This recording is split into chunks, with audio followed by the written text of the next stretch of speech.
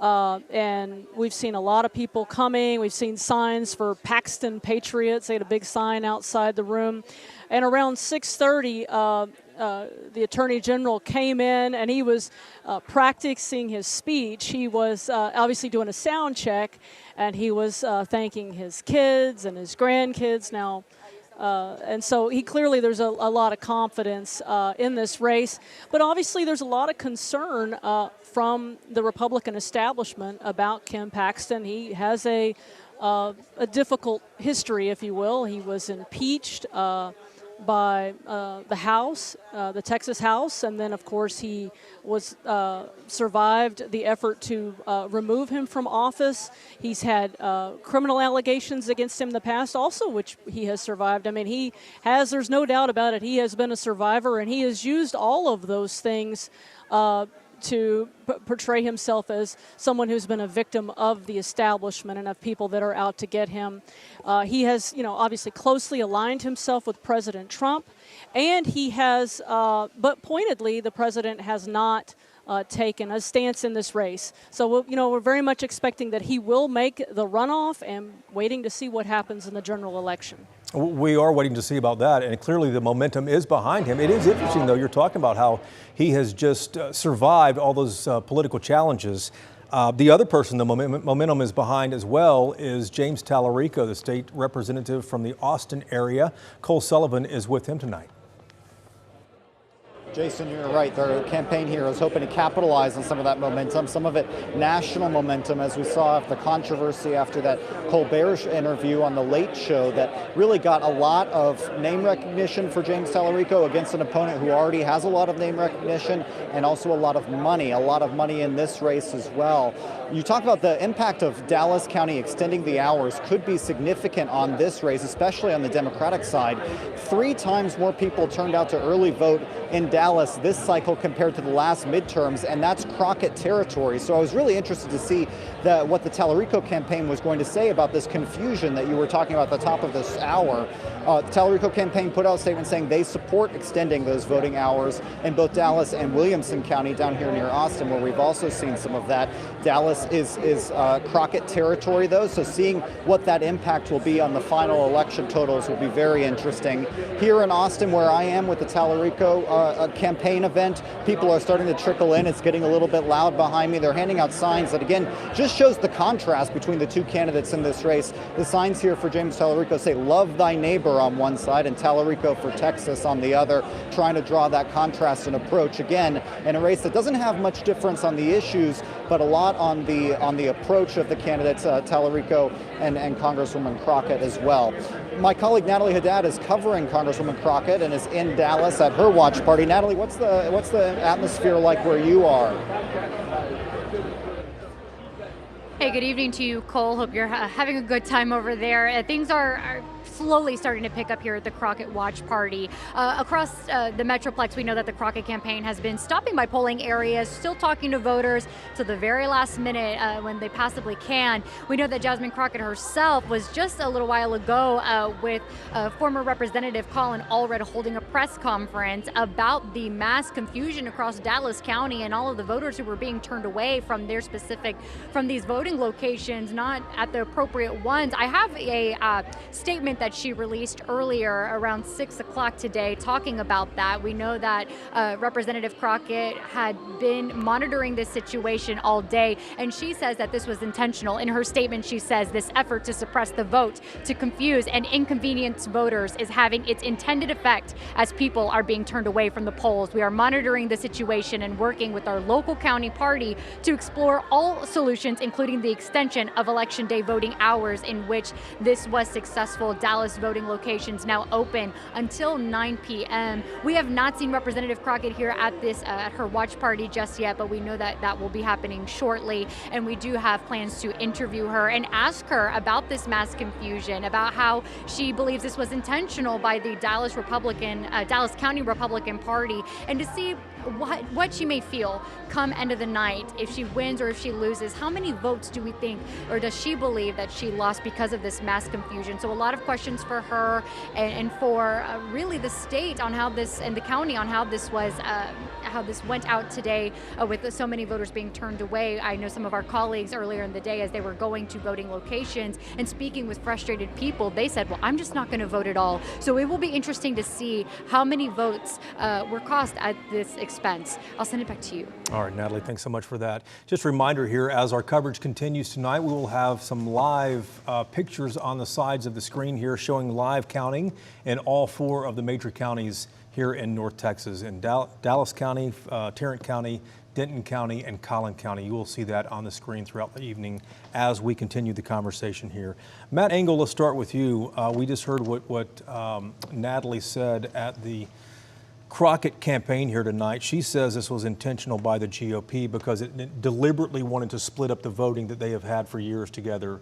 But she got into the race late. She declared December 6th, 5th, whenever it was, the same day. I'm curious, now that this has happened here too, how does this dent her campaign? Does this blunt turnout in North Texas? Well, it could for sure, and I don't think there's any question though that the Republicans want to run against Jasmine Crockett, but I think that they saw splitting up the vote probably would slow voting in Dallas County.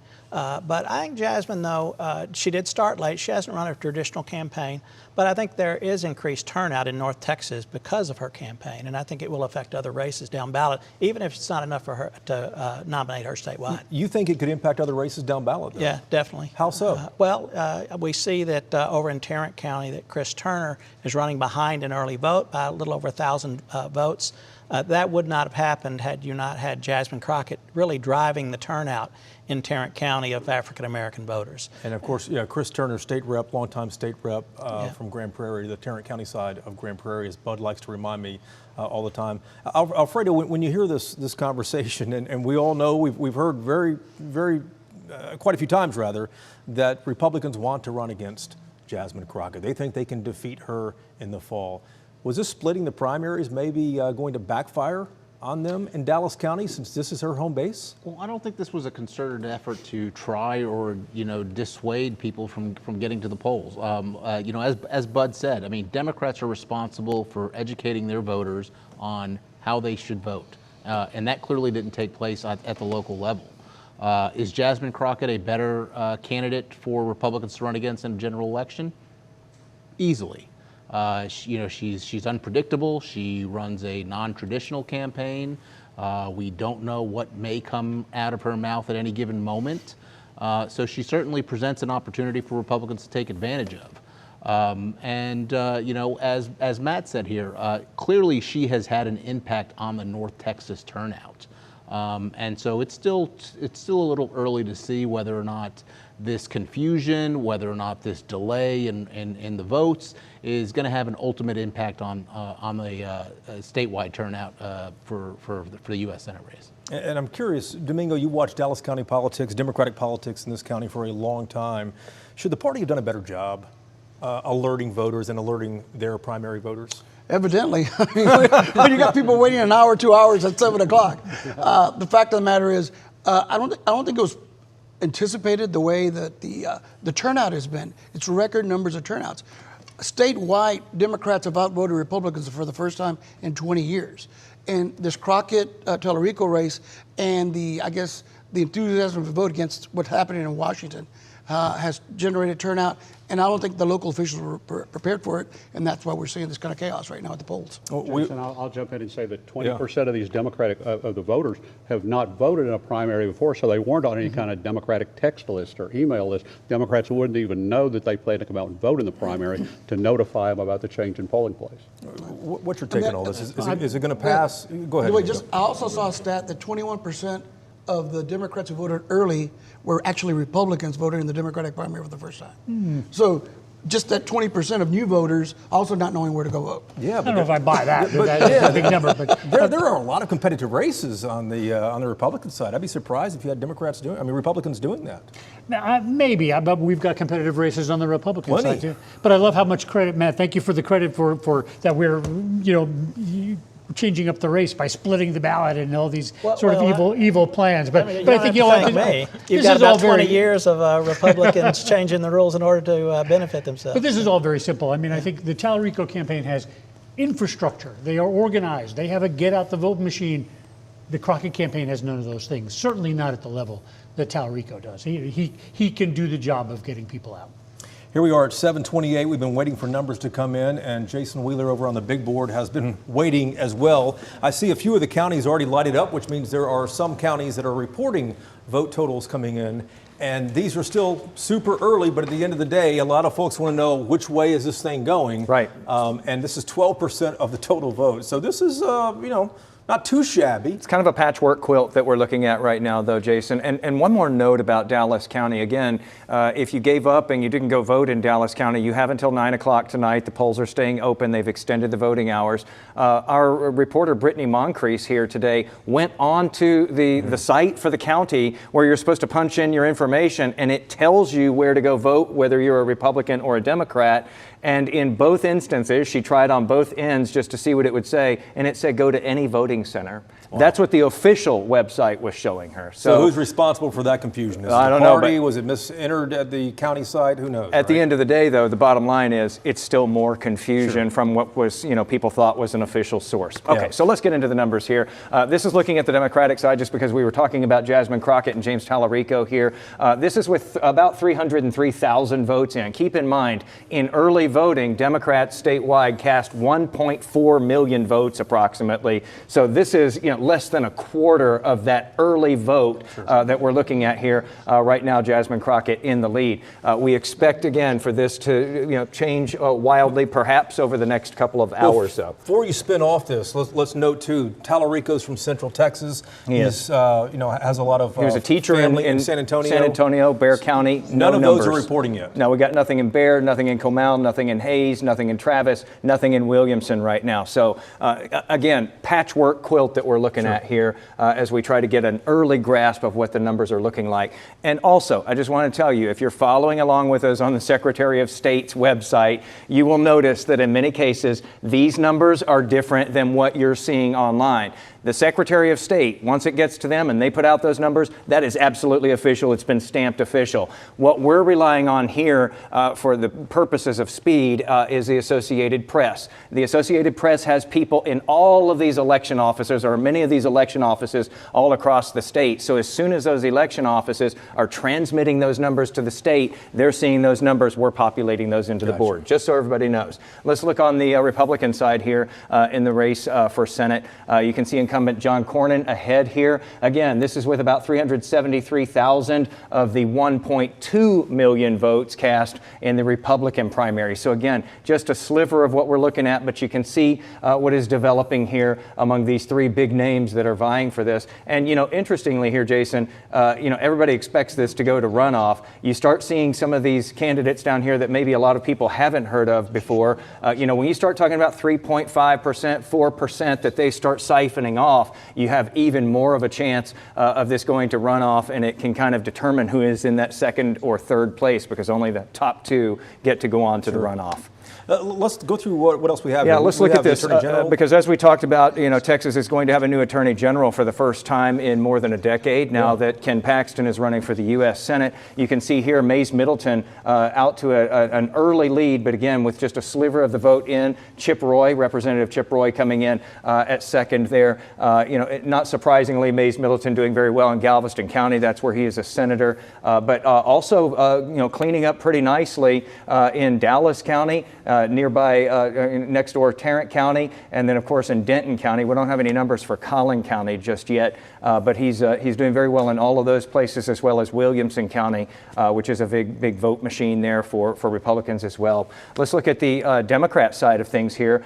This is, let me get back to the totals there. On the Democrat side of things, Nathan Johnson with a sizable lead in the very early going against former Galveston Mayor Joe Jaworski there, and this is without Nathan Johnson's hometown, Dallas County, being represented here. There's nothing coming out of Dallas County yet because, again, those hours have been extended. So we'll see how that continues to shape up as we go through the rest of the evening. Two other big races, the Ag Commissioner and then the Republican Comptroller. And look at this one. And this is the battle of the endorsements. Let's keep that in mind here. You know, you've got Nate Sheets, who was endorsed by Governor Abbott. You've got the incumbent Sid Miller, who was endorsed by President Trump. So we were interested to see how that head-to-head played out.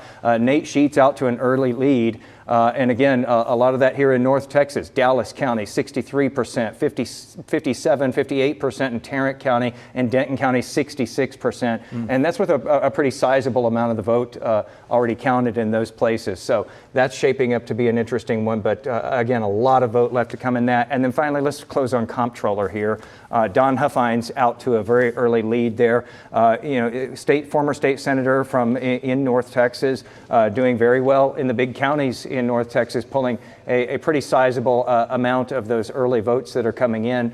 But, you know, still so much left to come from the rest of the state there. And then on the Democratic side, Sarah Eckhart jumping out to an early lead. And again, this is without her hometown, Travis County, Austin there, where she has quite a history and has served in public office for a very long time. So a lot left to go, though. We are still very much in our infancy with these numbers. Yeah, indeed so. We're about to go to the Allred campaign. Let's look at Congressional District 33. Yeah, I keep wanting to go to 32, but yeah, that's his former district and Julie Johnson's as well. Nothing is in here. And we have nothing in because, again, Dallas County has extended these hours. We're not seeing any numbers coming in Dallas County. On the Democratic side, interestingly, though, Republican numbers are coming out in Dallas County. Gotcha. Let's go to Brittany Costello now. She is with the Allred campaign in Dallas tonight. And Brittany, it looks like it's going to be a long night for you guys and for the campaign. Yeah, absolutely. Well, we heard from former Congressman Colin Allred and Congresswoman Jasmine Crockett just about an hour ago, basically about what you guys have been covering, what they are calling voter suppression. Now, the polls are open until 9 o'clock. So the main message from them today, or an hour ago, was to please vote. Get out right now, find your assigned precinct, and make sure your vote counts. Now, they talk about voter suppression for a couple different reasons.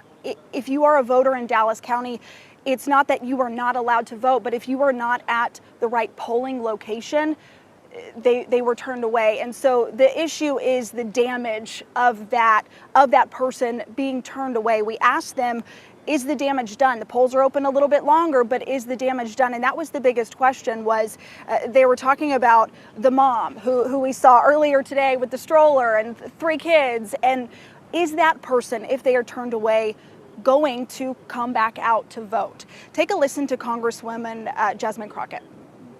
This may be a very close election, and it may hinge on who was allowed to vote or who wasn't allowed to vote in Dallas County. But I'm here to say, regardless as to whether or not it's close or not, this is wrong. If one person has the right to vote and they weren't allowed to cast their vote, we should all be standing together. So again, they don't know what this really means for their campaigns, for their election, for these results that are coming in. They are expecting a long night. As we mentioned, polls are open until 9 o'clock. But again, the message was, do not cast your ballot. Get out, find your assigned precinct, and cast your ballot for Democrats. Back to you guys. All right, Brittany, thanks so much for that. Let's bring the panel back in now and talk about some of these early numbers we're seeing and some of the context we're getting from the campaign headquarters. And Domingo, let's start with you. When we zoom out and look at what we were originally going to discuss tonight about who might have the best shot on the Democratic side for U.S. Senate, it seems to me that Tallarico has the momentum behind him. Crockett got into the race late. Any predictions on this race tonight? It's going to be close. The fact of the matter is, in the Democratic primary, Dallas and Houston are about 30% of the statewide vote, and that is Crockett's strength. If she can get a great turnout out of DFW and Houston and build that up, then she has a shot at winning, even if Tallarico carries the majority of the rest of the state. Tallarico, with the Colbert, explosion that happened there, and a lot of national Democrats kind of backing him up, he does have momentum going into the final days here. And I think he might have pulled it out, but it's going to be very close. And you know what I've heard constantly is that he is pulling the young voters out, which everyone wants. He's been able to successfully do that just the way Beto did in 2018. Yeah, again, when you see his online when he's at a campus, and he was at, I think, Texas A&M, and he's a UT Longhorn, and he filled up the rafters there. So, the young people are excited about his campaign. And Matt, let me ask you the same question here. Any predictions on this race? Because that video or the images that Domingo was talking about from Texas A&M were quite surprising here. He can draw an audience. Tallarico can draw an audience, it seems, anywhere. Yeah, there's no question he has broader support, but Domingo's point is right that Dallas and Harris, and you add in Tarrant County, that's about 36% of the turnout, and so she needs to run up the score in those three counties. Right now, it doesn't look like she's quite there. She's about 56, 57% in Tarrant County. She's about 53% in Harris County. We don't know about Dallas yet. Those aren't big enough numbers, I think, to offset what Tallarico will do in the rest of the state. Now, we'll see what happens on Election Day. My guess is that after this election is over, whoever lost is going to think I should have spent more time in Harris County. Really? Yeah. And what will you be watching for as these numbers come in over the next few hours here tonight? Well, I think she needs to run somewhere around 60% in Dallas and Tarrant together, and somewhere over 55% in Harris County, maybe even a little bit higher than that, because I think James probably runs over 55% everywhere else in the state. Everywhere else in the state. Bud? Jason, we've seen this so many times before that these big city results come in and right away we go, oh my gosh, this person's running away with it. And everything turns around about 9:30. In this case, all the South Texas vote, when that comes in, I think that's going to make the difference because I think Tallarico wound up doing pretty well in the Valley. The rest of Texas, outside of Dallas, Houston, Tarrant, I think Travis Bear are more Tallarico. I think outside of Dallas, Houston, Tarrant, Harris, Tarrant, then it's going to be Tallarico State. And we haven't talked about the Valley, the Rio Grande Valley, Harlingen, McAllen, Brownsville, those areas there, they swung straight towards Republicans and President Trump in 2024. That's where everything matters this election, because those voters have come back to the Democratic Party strongly. They have strong feelings about the immigration crackdown. They wanted the young gangs crossing the border locked up. They didn't want grandma locked up. So they don't like anything about the way that's been treated. So they're all back in the Democratic Party. And you have these intense congressional races down there too that are driving voters. So you have a strong vote in the Valley. Alfredo, did you want to add to that? Well, one of our strong candidates down there in Congressional District 15 is Bobby Polito, and he endorsed and campaigned with Tallarico. Yeah. So I think that'll help Tallarico a lot in that district. And let's shift over now and talk about the Republican U.S. Senate race here. Political careers are on the line tonight, Alfredo, especially for John Cornyn. He has a lot riding tonight. Well, I just wanted to make one other point. We've talked a lot about the organization that Tallarico has. We've also talked about his fundraising prowess. I think one of the things that we're missing is that there is a huge, overwhelming advantage for Democrats in enthusiasm and change, and Tallarico brings that as a fresh face to this statewide race.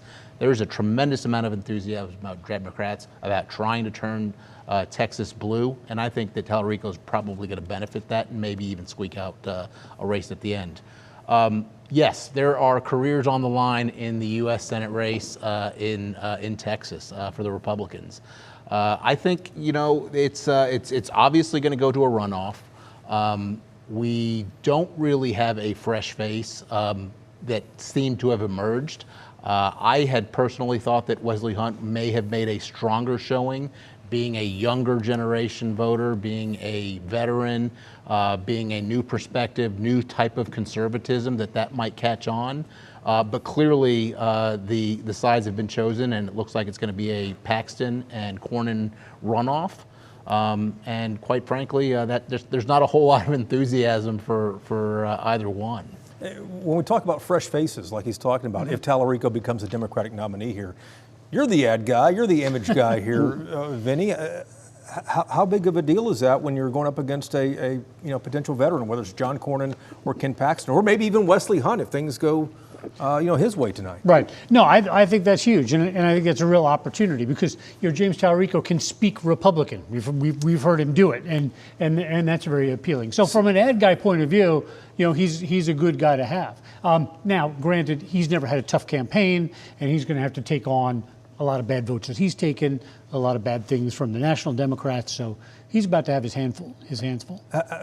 Who are you predicting tonight? Any idea in this race? Does Paxton end up on top in a runoff? Does Cornyn end up on top? I think for both candidates, it's a matter of what's the distance between them. For Cornyn can't finish more than. He's got to be within 5 or 6 points of Paxton if he does not finish first. And then also we're watching the end of Wesley Hunt's career. I mean, this is just. You think so? He's getting shellacked. He never should have gotten this race. If he gets to 20%, it's going to be a miracle. But he's a young guy, though, Vinny. He can come back. We all love a comeback story, and that's what he's going to have to do. But he's getting shellacked. This was a bad move. I asked Senator Cornyn this afternoon. I said, "Hey, listen, if it's you and Paxton in the race, are you going to ask Wesley Hunt for his endorsement?" Of course he is. And he said, well, there's probably going to be some raw feelings for a few days, so I'll wait a minute before I ask him, but I'd love to talk to him, is what he said. Right, I'll wait till noon. I'll call him then. Yeah, right. I mean, these guys have got to get together at the end of the day, just like Democrats do too, right? The prevailing wisdom is that most of the Wesley Hunt votes would go to Paxton. I'm not 100% sure I agree with that. That's the conventional wisdom. So I think Cornyn will reach out to him very soon. But why do you think? I mean, I look at Wesley Hunt, I look at Ken Paxton. These guys are cut from the same MAGA cloth, President Trump cloth here, and Hunt has been consistently complaining about the age of Cornyn. Why do you think that some of his voters might go to Cornyn after all, if it turns out like that tonight?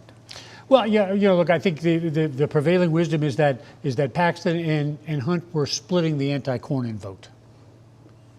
I'm not so sure I believe that. I think the Wesley Hunt people, I think there are a mix in there. So we'll see. Now he's played the spoiler to this point. Maybe there's a role for him going forward. Yeah, we shall see. Yeah. We have crews all across the state tonight. Kevin Reese is one of them. Let's go to Kevin right now with the latest on where he is. Kevin? Hey there, guys. We're waiting. Well, the music will not be turned down here. They're hoping. We're at the Democratic Watch Party at Community Beer Company. Can you guys hear me okay? We have you fine, Kevin.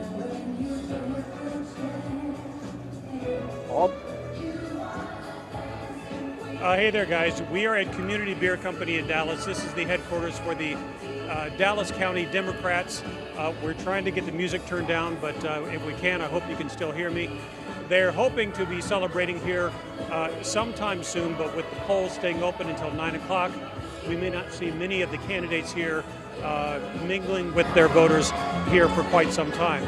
Primarily, we are watching the District 33 race with Julie Johnson and Colin Allred. We spoke with Julie Johnson earlier today. Despite the fact that she has moved from District 32 to District 33 because of the Republican redistricting in Texas, she remains confident that she can win this race and has told us that she believes that District 33 may better represent her than District 32 certainly does now. Colin Allred, as you saw earlier tonight, is one of those who called for the polls to remain open through 9 o'clock here in Dallas County.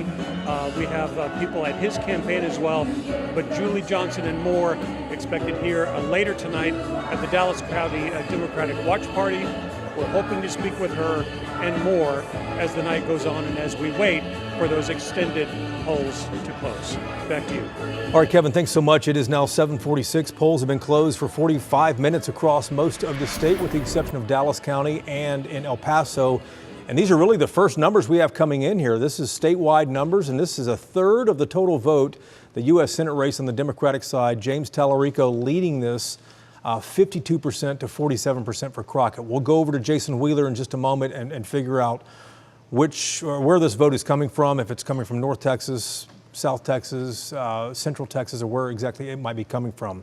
We have the Republican vote in as well, I believe, for U.S. Senate, and early numbers in for that. I believe we have that and the Attorney General's race. All four of these are the ones that folks are really watching. This is a little more than a quarter, almost a third of the vote in. John Cornyn, 43% of the vote to 39% of the vote. again, I'm curious where these numbers are coming from. It's a big chunk of the vote so far, but that's kind of surprising so far here. Texas Attorney General on the Democratic side, Nathan Johnson, the state senator from Dallas, 47% of the vote. He had a lot more money, much better funded, and probably a little more better organized too than his opponent Joe Jaworski, and he is leading Joe Jaworski tonight, the former mayor of Galveston. And on the Republican side here, Mays Middleton had a tremendous ad campaign, spending millions of dollars of his own money too. He is leading the vote right now with 1 in 5 votes in, 46% of the vote. I didn't see the last number there, but he was ahead, I believe, of Chip Roy, if anybody caught an eye of that. 28% for Chip Roy here. Let's return to the U.S. Senate race here, Matt. And at the end of the day, you bring up a good point. There will most likely be a winner on the Democratic side tonight. It'll be James Tallarico or Jasmine Crockett. On the Republican side, though, this is going to a runoff most likely. And it's going to be a vicious runoff, just like we've seen leading up to the primary election here tonight. That benefits Democrats. Oh, yeah, no question about it. That's why it's very important that whoever loses, whether it's Jasmine or James, they need to lock in behind the winner right away and consolidate, because the Republicans won't have a winner. They'll be in a runoff that Cornyn has already promised to rain hellfire down on to Ken Paxton, and so we'll have 2.5 months of them just beating the crap out of each other on TV, and it gives Democrats a chance to really talk to the rest of the electorate. That's a good point, Alfredo. I mean, does this put Republicans in a vulnerable situation in that race? Well, I think you're also going to be hearing a very pointed message towards Democrats in that infighting, and so yes, they will be battling one another, but they will also be talking about issues that are going to resonate in the general election with Republican voters and independent voters as well. And you know, one of the things, Vinny, I've heard consistently, I know we all have here, is that why are Republicans spending so much money on this seat here? $129 million for the total, Republicans and Democrats. But Cornyn alone spent $71 million, and he's maybe not going to win outright if you believe the polls. That's a lot of money that could have gone to other states to secure wins in other states, is what Republicans tell me. Well, that's why there's a big effort to get Paxton out of this race early on. It is money that the party does not want to spend on this, and then but nothing is stuck so far. Nothing Cornyn has done is stuck. Right, and no one's been able to move numbers. Yeah, I mean, Cornyn's been trying to drive down Paxton's numbers, hasn't been able to do it. Paxton would like to move his numbers up, hasn't been able to do it. So this race is pretty much right where it started. Why do you think that is, Alfredo? Because he's right, these numbers haven't moved. Well, I think at the end of the day, everybody knows these two individuals. Right. They are very well known. They are basically universally known in the Republican primary electorate. And so whatever's being said has already been said. There may have been a few different things that came out with regards to Ken Paxton. There's certainly more baggage there. But the heels are pretty dug in with each voter on both sides. Jason, there's some sinister little messaging going on. There's the last couple of weeks, there's been these people saying, "Oh, this campaign, it's so dirty, it's so full of all these terrible ads, these ugly ads." These are all people who want Ken Paxton to win, and they're trying to tell people ignore all the dirt about Ken Paxton. That's totally what this messaging is all about. That this campaign's ugly and awful and terrible, and you should just ignore all that. I mean, Ken Paxton has one of the most incredible track records to bring it into a campaign. I won't use all the words that John Cornyn would use, but it is going to be aired out again in the primary. There's going to be 3 more months of this horrible, terrible, ugly campaign. Oh my goodness, how awful they would say such a horrible thing. So the runoff is May 26th, but Domingo, getting back to what Matt said, it looks like Democrats would have a 2 or 3 month head start on this to meet voters, to get their word out. But you don't want to burn too much money ahead of time when folks may not be paying attention. Look, Democrats, especially if Paxton and his biblical size problems gets into the election, are looking at this as the possibility of having a crack in the red wall. Texas is the largest majority state that's red still, and the largest red state in the country. If Texas goes blue, it's over. It's going to be like California and New York. So they have to hold the line. And unfortunately, if they pick a bad candidate, it's kind of like when in Alabama they elected Roy Moore for the Republican nomination. and they lost that seat. And then you saw what happened in Georgia.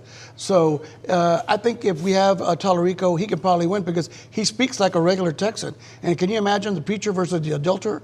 I mean, that's made for TV. But we Domingo, we have stood in this studio for years and talked about the blue wave, and nothing has materialized. That's true. But you can always dream. You always hope, right? You always dream. Here's one more thing. Even though we're going to have a runoff on the Republican side, that's not going to stop the NRSC or any other third parties from punching James Tallarico or Jasmine Crockett in the face starting next week.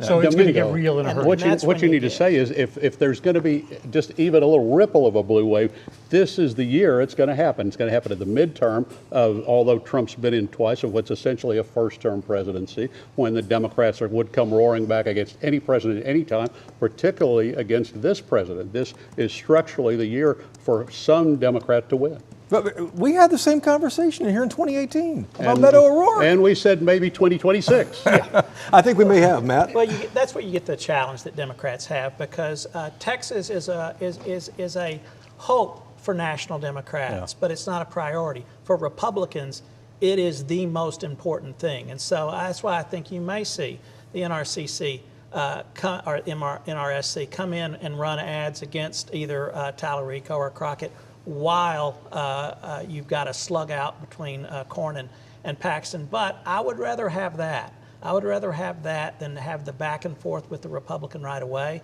And I think it does allow our candidate, particularly if it's James, to talk to a whole other group of voters that haven't considered a Democrat in a while. And Matt, do the Democrats unite? Does Jasmine support Tallarico? Does Tallarico support Jasmine? I don't think there's any question that Tallarico, he's already said he would personally that he would support Jasmine. I think he'd have a job to get his supporters all there. And I think that Jasmine, if she loses, her career's not over. She's got a future, but it will depend upon her quickly and graciously conceding the race and urging her supporters to get on board.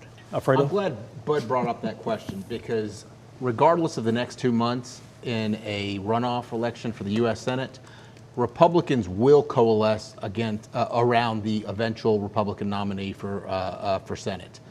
Now, on the other hand, Democrats, I think it is going to take 3 or 4 months for every single voter that cast a vote opposing the other candidate to coalesce around that candidate. You think it's not going to happen? We're not even seeing Republicans coalesce now. Republicans are voting in the Democratic primary. We're not even seeing Republicans coalesce against any of these candidates. Well, I think Crockett voters are never coming out for Tallarico. What happens is Republicans call it unity when half the people leave the room. Everybody left is unity. People are leaving their room. This is like people keep calling back to that state Senate race in Tarrant County, where 1 out of 4 Republicans didn't just stay home. They came out and voted for the Democrat. There was no teaming up against the Democrat. They came out and said, to heck with this Republican. We don't like her. We're voting for the Democrat. Well, I mean, Alfredo, he's not wrong about that state Senate race, that special election for the state Senate race. Yeah, I think that had much more to do with the Republican candidate than what Republican voters wanted. But you think at the end of the day, you'll have Paxton get behind Cornyn if he's the nominee, or Cornyn get behind Paxton? I'm saying the Republican voter will. The Republican voter will get behind the Republican nominee, whereas the Democratic voter, if they voted for Crockett, I am not all that certain that they will get behind Tallarico or the other way around. In the same sense, don't you need Cornyn? If Paxton's a nominee, wouldn't Cornyn need to get out there and tell his voters, listen, I've been bashing this guy and everything about him personally and everything else for months. Wouldn't Cornyn have to tell his voters to get behind him? Or you think Cornyn has been a loyal lieutenant for the Republican Party. I don't think it takes that much for him to do that. But regardless if he does or doesn't, the Republican primary voter is going to come out and vote for Ken Paxton over Tallarico in November. Or Crockett. I think if it's Crockett, they do. I'm not sure they do if it's Tallarico. Let's get a check of the numbers right now here too, because the big board is starting to fill up with colors as the counties start to report their numbers here. What are you seeing, Jason? I was just kicking back there and listening to this discussion. It's been great. You know, since 2018 was invoked and we were talking about Beto O'Rourke there, it is important to note that in the early vote anyway, Democrats outvoted Republicans in this primary. Again, that's just the early vote. We'll see if that holds for actual election day as well. And remember, back in 2018, that was the closest that Democrats have come to finally breaking that more than 3-decade drought of winning a statewide race. So a lot of hopes in the Democratic camp are riding on this top of the ticket, this race here. And we see now we've got 865,000 votes in. Keep in mind on the Democrat side here, about 1.4 million were cast just in early voting. So we haven't even gotten through the early vote just yet. James Tallarico out with a lead here. I believe it was Matt Engel saying earlier that he would probably be picking up more than 55% in all of these other counties around Texas, the not so populated counties. And you can see that coming true, at least here in the early going. But again, just slivers of votes coming in for that. Let's go over to the Republican side here. John Cornyn, the incumbent here, holding on with almost 44% of the vote. That's 760,000 votes in right now out of 1.2 million early votes. So again, it is early yet. Let's put the heat on this, though, and you can see that it is not a runaway for John Cornyn, even in these places where he is in the lead in those different counties, except for this one right out here, Loving County, a total of 1 vote in. So he's doing well there. He's got that 1 vote that's in so far. But that's where we stand right now with the Senate race. The AG race, Mays Middleton still in the lead. That would be going to runoff, though, if that continues. On the other side here, we've got Nathan Johnson still in the lead, also not over that 50% threshold, but his hometown of Dallas not in yet. Jace. All right, a lot more numbers, a lot more races to get to when we come back here on the Elections Results Special on WFAA.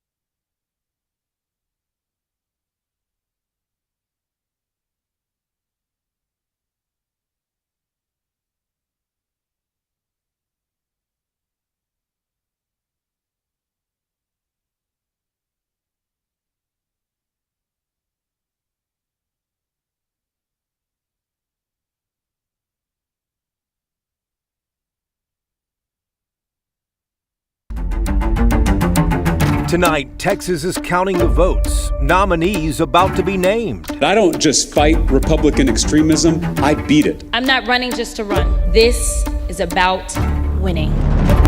High-stakes campaigns for U.S. Senate. Let's make sure that we don't indulge in complacency. Competitive. This is about giving the Texans the best candidate moving forward. And contentious. It's time we have another great senator that will actually stand up and fight for the values of the people of Texas. Who will replace Ken Paxton as Attorney General? Bitter campaigns on the right and left.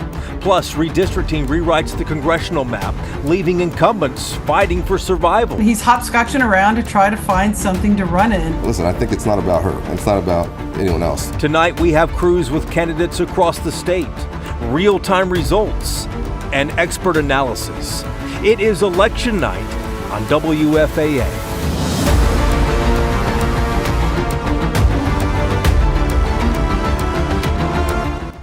It is 8:01 right now. Polls have been closed across most of the state for an hour now, and they're closing right now as we speak in El Paso. Still another hour before polls close in Dallas County because Democrats have gotten a court order to keep polls open to 9 p.m. because of so much confusion around where Democratic voters were supposed to go cast their ballots. But in the last hour, we have seen a number of counties start to report. So every time you see a color on this map, that means that one of the counties has started to report. Jason Wheeler's on the big board tonight, watching these county by county results come in. Let's go through the big races, Jason. Yeah, and it's really been picking up here in the last little bit. Just to set the table before we begin, though, these are numbers that are being populated by the Associated Press right now. They have people who are actually in the offices, in these county offices all around the state, and they are seeing those numbers as the numbers are being transmitted off to the Secretary of State there in Austin. And And so that's why we're getting these numbers so quickly, and that's why they may differ a little bit if you're following the Secretary of State's website right now, because those may not have officially been put into the system yet there at the SOS. Okay, so just so we know here on the Republican side, again, we had about 1.2 million people vote early. Right now we're seeing a total vote count of less than 800,000. So, we're about, what, 2/3 of the way there. My math is always bad on the fly here. John Cornyn in the lead. Certainly not what it would take, though, to pull this off tonight. Everybody thinks this is going to a runoff. Ken Paxton not far behind him there. What's surprising here, you and I have talked a lot about, is that Cornyn told me even today he expects this to be a dead heat.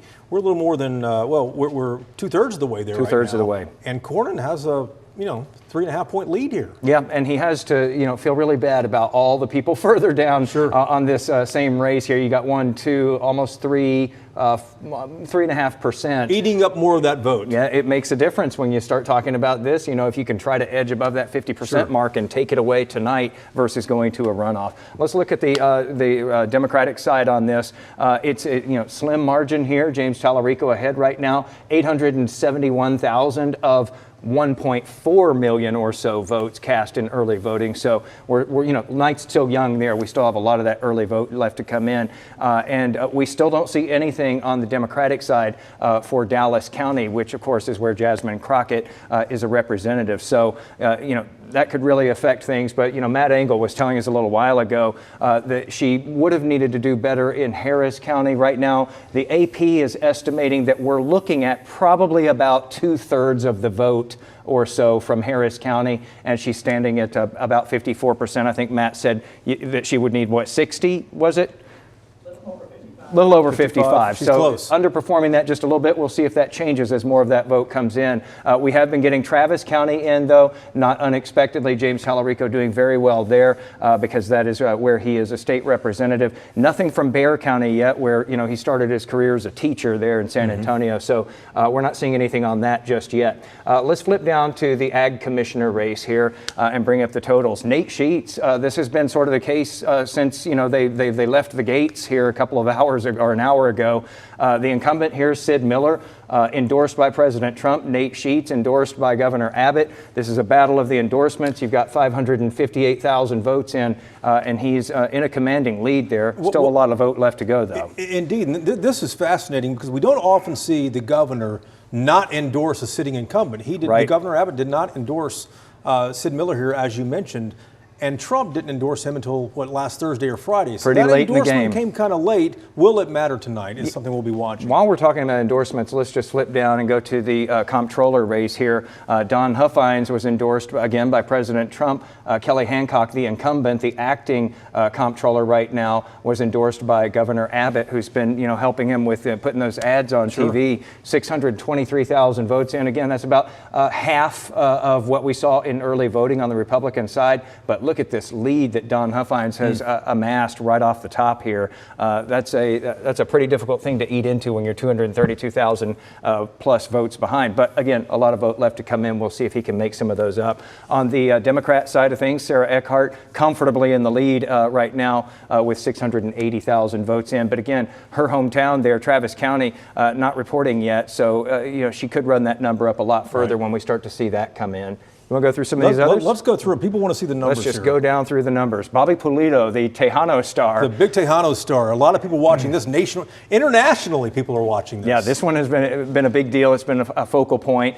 This is to determine who will take on the incumbent, the Republican Monica de la Cruz, who is uncontested in this one. And boy, this district has changed so much in the past couple of cycles and has been gerrymandered and made to be more of a Republican-friendly district as it bends toward the coast instead of in toward San Antonio. Still so much of this vote left to come. Look at how many counties we're looking at. 1, 2, 3, 4, 5, 6, 7, 8, 9, 10, 11, 12, 13 different counties, just pieces of counties for this district. And so we're out to a very slim lead there with very few votes counted. So not a lot going on there just yet. Christian Menifee, the incumbent, this is Sylvester Turner, Representative Sylvester Turner's seat. Of course, he passed away. Christian Menifee just won the special election there several weeks ago, and he's back in it again. again to see who will go forward. We really have two incumbents in this, though. Al Green, also an incumbent from a nearby district there in the Houston area that was gerrymandered away when they did that mid-decade redistricting. And so, he's trying to run in a different district. And right now, both of them are, sitting right in that threshold where that would go to runoff. But again, we're at about almost 70% of the estimated vote total in. And I don't think Amanda Edwards is in the race anymore. She is not, but she has is still 6.5%, which could have put one of them potentially over the top. That's exactly right. She's still on the ballot, but she dropped out. So, she's still picking up votes. Indeed so. 25,000 votes there. But what else is fascinating about this? This is the generational play where you have an older Democrat versus a younger Democrat here. And we saw the same thing play out in Austin when Lloyd Doggett decided he would retire and let Greg Casar take the seat that Republicans redistricted there. Right. That's not happening. Al Green says, listen, I want to stay in Congress. I'm going to run for this seat. And he is outspoken, and we'll see if Christian Menifee can edge that up just a little bit and escape a runoff there. We'll be watching that one throughout the night. Freddie Haynes, this is the old district of Jasmine Crockett, who, of course, is running for U.S. Senate. He's out to a big lead here. Not many votes in yet. They're all from Tarrant County. This district spills over into Tarrant County. We've got nothing coming in from Dallas County, which is the bulk of that district. So a lot to pay attention still there as we go through the night. This one is for the new 33 that was created, and this is another one of those where the mid-decade redistricting is packing Democrats into a certain area here. Right. You got Julie Johnson, who was the incumbent in District 32, running against Colin Allred, who got into the race late after he got out of the Senate race. Nothing to report there yet. And then we've got Rhonda Hart. This is out as you go toward Beaumont. You got Jasper, Lufkin, Winnie, Houston. Another one of these sprawling districts that covers a lot of land there. Rhonda Hart, of course, got into politics because her teenage daughter was a victim of gun violence, and that was the primary issue motivating her. She's pulled out to an early lead here. Still a good amount of vote left to come in on that one, too. Let's go down the Republican side. Wow. This one's been called here. Trevor Nels already called as the winner in this, even though a huge portion of this district in Brazoria County hasn't reported anything yet, but Fort Bend County and part of Harris County, obviously doing very well there. And what's fascinating about this, of course, his twin brother, identical twin, Troy Nels, decided he would retire from Congress, and Trevor's taking that position. That name recognition can be pretty huge, even if you're not. They look alike, too, exactly that helps as well. This one is the newly created 32. Kind of looks like somebody's pointing at you here in Dallas. And you can see that at least right now, all of the counties are lining up. So we've got 1, 2, 3, 4, 5, 6, 7, 8 counties represented here. This goes all the way almost to the Louisiana border. Right now, Jace Yarbrough in the lead. Not too big of a surprise there. He's gotten the endorsements of Abbott and Trump on this one, so they agreed on that candidate. But what's fascinating here, there are 10 people in this race, 10 or 11 in this race. If he can get out of this. And he might win it outright. That would be tremendous. And just to remind our viewers, too, this district was a solid blue district. This was one of the 5 that Republicans busted up and redrew. Yeah. This is the one that Julie Johnson currently represents, where they added all these Republican voters in there, and now it's a solid Republican seat. Yeah, it used to just look like this in here, more or less. So we'll see if he can hold on to that no runoff lead there. Then we get to this one. These two have gone back and forth and back and forth. It was his seat, and then it was her seat right now. Carrizo Richardson is still on track right now with 60% of the estimated vote, according to the AP. That is a pretty sizable lead that she's got there. Let's go to the House now and talk about this one. This is the Fort Worth City Councilman versus the Northwest ISD board member here. And that is not even close, but again, still a lot of vote left to come there. Let's go down here and check. This one is another one of these that just, you got 23, 9, 5.5, 3.8. That one is probably going to a runoff. A lot of these are going to be new faces. As we go through these different state house districts that we're running through here on the Republican side, a lot of these are new faces because we've seen the incumbents move on. And if you've been around TV for the past 2 or 3 weeks, you've likely seen this race here. State House District number 98 for the state legislature, Armin Mazzani and Fred Tate. These guys Keller have been Mayor spending here in the lead. A lot of money. And these are the way the vote totals are lining up, with more than half the vote in right now. And then we finish up here in State House 106. Jared Patterson, the incumbent here, hanging on right now, doing very well with about 64% of the estimated vote in. This is an interesting discussion, though, and it tells you sort of, where the Republican Party has sort of, moved along to here in Texas. Larry Brock, who is in second place with almost a third of the vote from primary voters in the Republican side. In case you're not familiar with him, Larry Brock is a former January 6th person who was at the Capitol that day. He calls himself a J6 political prisoner who served more than a year. You may remember him for the green helmet and the zip ties, and he was on the Senate floor there. But again, almost a third of voters in the Republican primary thinking that this is the candidate that they wanted to send. But Jared Patterson just holding on right now with a pretty substantial lead there. All right, we're going through these numbers here in a few more minutes. Let's talk about the other, not a surprise here, but we did get one other race called. It's the Republican race for governor of Texas. Governor Abbott easily won that race. That was going to be no surprise here with 82% of the vote. This is, again, not a surprise. He was going up against Pete Chambers and Evelyn Brooks. Abbott was not at all in jeopardy here, had plenty of money. He was going to be fine. But let's go right now to Teresa Woodard. She is in Austin with the Cornyn campaign. And Teresa, these early numbers out have been consistent, showing that the senator is maintaining his lead there. Yeah, so I do want to tell you, I was just looking at my laptop, those numbers you just saw from Governor Greg Abbott, that's the kind of number that we have seen before for Senator John Cornyn in some of these primary races. But tonight we are certainly not seeing that, although the numbers that the Cornyn campaign is seeing right now, they say they are, quote, good so far. Say they like what they see so far. We certainly know this is a race that has been framed by a lot of people as establishment versus MAGA. Senator Cornyn certainly has a long political history here in Texas. He has been an elected official in the state since 1984. He has been senator since 2002. He says his experience helps him. He says his experience shapes him. He says his experience helps him help Texas as well. However, on the other side of this, you have Texas Attorney General Ken Paxton, who has really hammered home that message, saying Cornyn is not loyal enough. He is a member of the establishment. We have seen a lot of campaign ads on both sides from Cornyn and from Paxton. This has been the most expensive primary race for Senate in U.S. history, and the biggest spender in all of that has been Senator Cornyn, about $70 million spent by him alone, mostly just attacking Paxton's character, and we know that this is likely not over.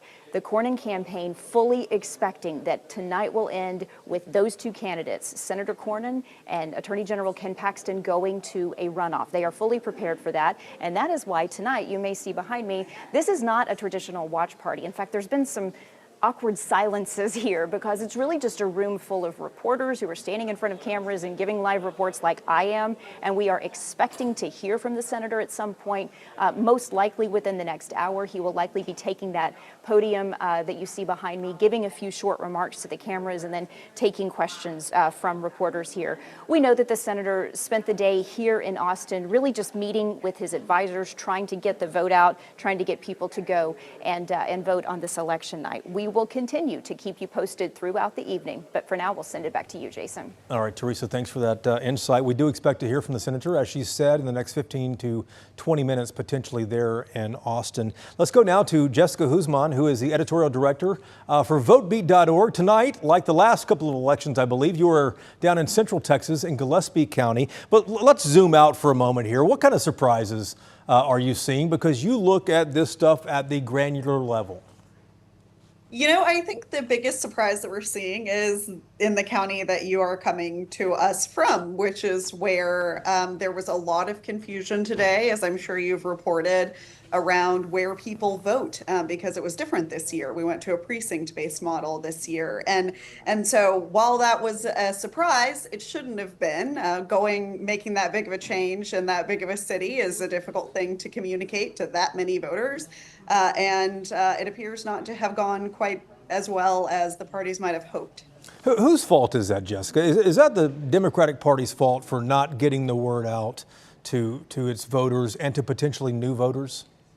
You know, I think the fault is probably shared. I think that there's good evidence to suggest that the county did everything within its power to get the word out in the traditional ways that the county gets the word out about anything related to elections.